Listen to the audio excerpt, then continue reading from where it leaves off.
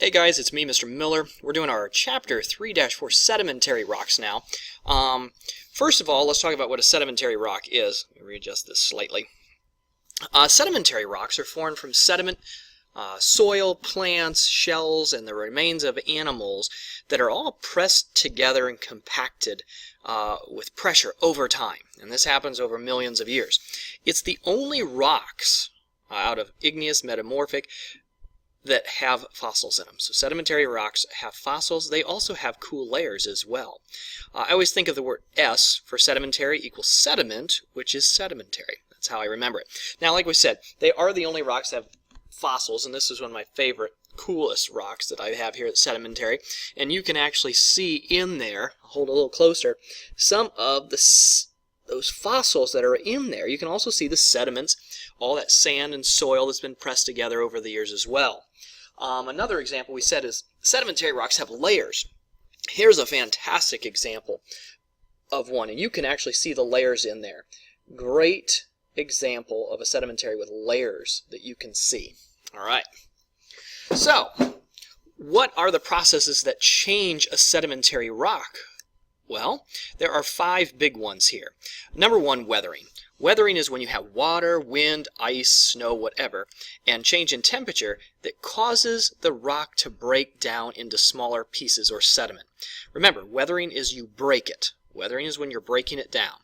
Erosion is when the sediments are actually moved or taken away from one place to another by that water, wind, ice, or snow. So, we also have deposition. Deposition, think of deposition as deposited. That's when you have the sediment deposited or laid down in water or some low-lying area. Compaction. Compaction is where you are pressing or squeezing the sediments together due to the weight of all the layers above. Kind of like that layer of rock that you just saw with the layers in it. Cementation is dissolved minerals that crystallize and glue particles of sediment together. So basically what's happening, think of cement, how it hardens. Well, that's what's happening here. Those dissolved minerals get together, they crystallize, and they just kind of glue together. And that's called cementation. Now, when we talk about sedimentary rocks, there's 3 main types that we're going to focus on. Number 1 is clastic sedimentary rock. Clastic means the rock fragments that you have are squeezed together by mechanical weathering debris. Mechanical weathering. We'll talk about in that next chapter. So examples of that would be shale and sandstone. Let me get you some examples here. Let's see, shale right here. There's an example of shale. Okay. Another one would be sandstone. Here's a piece of sandstone. Okay. And then you also have conglomerates. Another example of a conglomerate would be this one right here, where you see little chunks of rock fragments that are all together in there. Those are some examples of clastic sedimentary rocks. Now we also have something called breccia, which is rock fragments with sharp edges. I'll get a piece out there for you. And you can see this one here. You can kind of see there's some sharp chunks that stick out that have sharp edges. That's typical of breccia. Now the next one is organic rocks. Organic rocks, pretty simple because they form from the accumulation of dead plants and animals over millions of years, and they're just deposited on top of each other. You saw an example of that I held up that has those fossils in it, but another one would be this one here. Basic, there it is, coal. Okay, here's an example of coal that we have quite a bit of in the southeast and southern area of Ohio.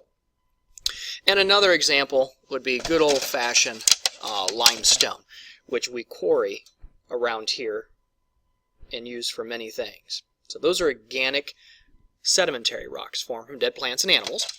Our last one is known as a chemical sedimentary rock. These rocks are formed from dissolved minerals in water solutions that have crystallized. And over time they form rock salt. Okay, and they also form chert and flint, which I don't think I have examples of those right now. So those are chemical rocks. Finally, what are the uses of these rocks? Well, if we come down here, we typically use sedimentary rocks in tools in buildings. So chert we use for spearheads, flint is used for arrowheads. Sandstone for building materials. Think of the White House in particular is made of sandstone. Finally, limestone. We use quite a bit around here. You see crushed stone for driveways. We use limestone in cement and also for building materials. So sedimentary rocks are quite important to us. Okay, that ends our notes on sedimentary rocks.